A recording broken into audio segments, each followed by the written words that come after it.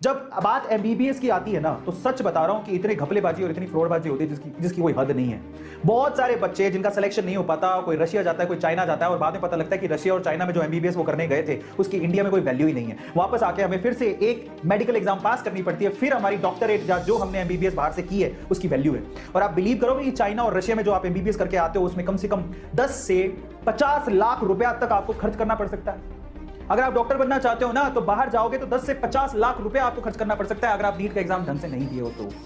और अगर आप नीट का एग्जाम देके इंडिया में कहीं एडमिशन लेने की सोच रहे हो और अगर आपके मार्क्स अच्छे नहीं है, गवर्नमेंट सीट तो नहीं मिलेगी। और प्राइवेट सीट में आपको पता है इंडिया में कितना डोनेशन चलता है, जाके एक बार पूछ के आओ, किसी सीनियर से पूछो तो आपको बताएगा।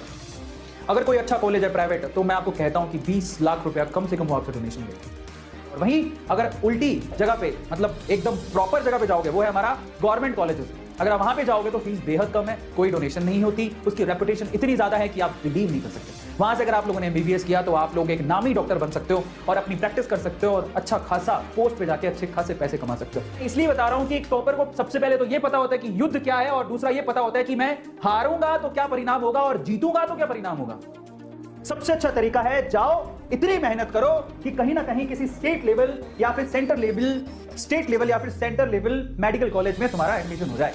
समझ में आ गया? जहां पे फीस बहुत कम होती है, फीस पूरे साल भर की 4 या 5 हजार रुपए। समझ में आता है? पूरे साल भर की फीस, क्योंकि वो सेंटर फंडेड होते हैं, मतलब सेंटर गवर्नमेंट, स्टेट गवर्नमेंट उन्हें पैसा देती है, इस वजह से वो बहुत कम पैसों में आपको इतनी अच्छी सुविधाएं वहां पर मिलती हैं। एम्स दिल्ली का एग्जांपल ले लो यार, वहां फीस बहुत कम है, जाके सीनियर से पूछो एक बार। समझ में आ गया? एक 10 महीने के बच्चे को जीने के लिए ऑपरेशन की जरूरत थी और उसकी फैमिली को इस ऑपरेशन के लिए पैसे चाहिए थे, लेकिन इतने पैसे फैमिली अफोर्ड नहीं कर सकती थी। इसी वजह से उन्होंने क्रिस्टियानो रोनाल्डो को रिक्वेस्ट किया कि अगर आप हमें 1 पेयर ऑफ शू और एक जर्सी ऑटोग्राफ के साथ दे दें तो हम उन चीजों को ऑक्शन करके पैसा इकट्ठा करके ऑपरेशन के थ्रू उस बच्चे की जान बचा सकते हैं।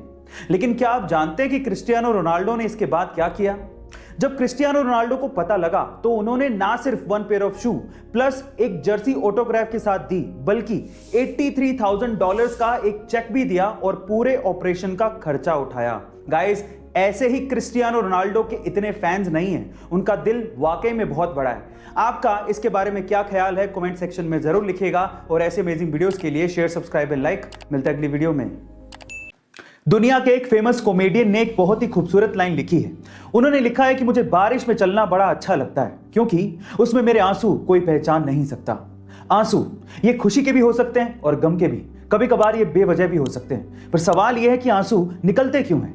देखिए, हमारी आंखों के ऊपर लैक्रिमल ग्लैंड नामक एक जगह होती है जहां पर ये आंसू बनते हैं और इकट्ठा होते हैं, लेकिन जब ये हद से ज्यादा बन जाते हैं तो ये हमारी आंखों से तो निकलते ही हैं, हमारी नाक की नली में भी चले जाते हैं, जिससे हमारी नाक बहने लगती है। गाइस, क्या इसके पहले तक ये इंटरेस्टिंग फैक्ट आपको पता था? और अगर नहीं पता था तो कमेंट सेक्शन में जरूर लिखिएगा। और ऐसे अमेजिंग वीडियोस के लिए शेयर, सब्सक्राइब एंड लाइक। मिलता है अगली वीडियो में।